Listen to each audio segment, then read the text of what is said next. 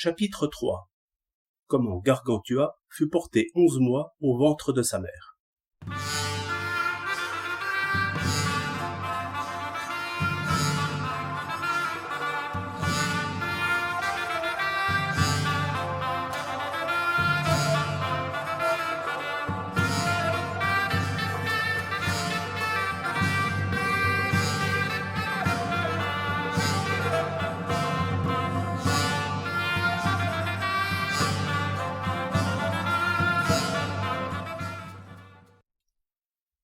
Grangousier était en son temps un fier luron, aimant boire sec aussi bien qu'homme qui fut alors au monde, et il mangeait volontiers salé.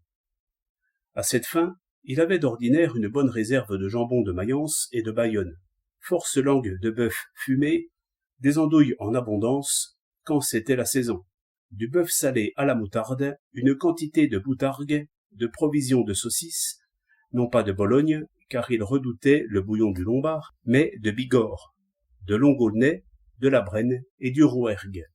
À l'âge d'homme, il épousa Gargamelle, fille du roi des Parpaillons, un beau brin de fille de bonne trogne, et souvent, tous les deux, ils faisaient ensemble la bête à deux dos, se frottant joyeusement leur lard, tellement qu'elle se trouva grosse d'un beau fils, qu'elle porta jusqu'au 11e mois. Car les femmes peuvent porter leur ventrée aussi longtemps et même davantage, surtout quand il s'agit de quelque chef-d'œuvre de la nature, d'un personnage qui doit en son temps accomplir de grandes prouesses.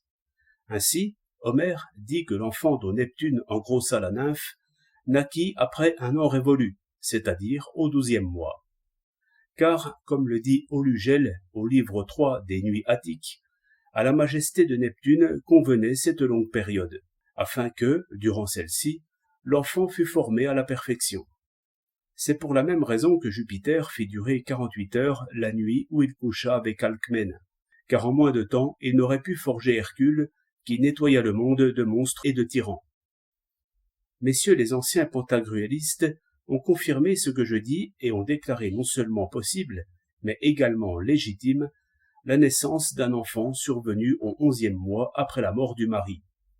Voir Hippocrate au livre des aliments, Pline au livre 7, chapitre 5, Plaute dans la Cassette, Marcus Varron dans la satire intitulée Le Testament, où il allègue l'autorité d'Aristote à ce propos. Censorinus au livre du jour de la naissance, Aristote au livre 7, chapitre 3 et 4, de la nature des animaux, Olugel au livre 3, chapitre 16, Servius sur les églogues, citant ce vers de Virgile, la mère au bout de 10 mois, etc. Et 1000 autres fous, dont le nombre s'est accru des légistes. Voir Pandectès, de ses propres et légitimes. Loi sans laisser de testament, des fils et dans les authentiques. Des restitutions et de la femme qui accouche au 11e mois.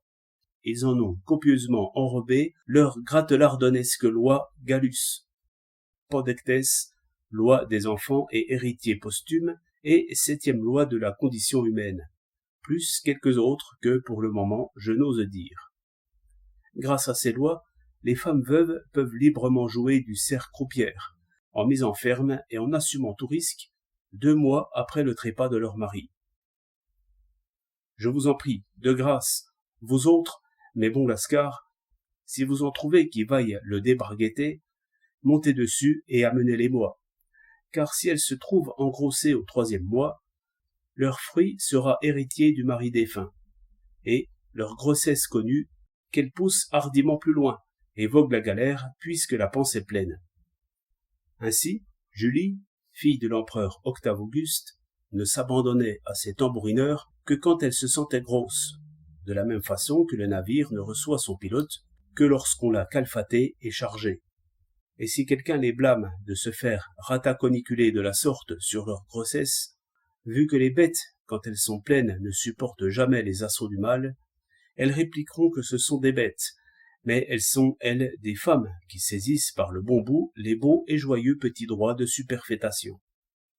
C'est le sens d'une réplique que, jadis, fit Populi selon le témoignage de Macrobe au livre 2 des Saturnales. Si le diable ne veut pas qu'elles engrossent, il faudra tordre le fossé, et, bouche cousue,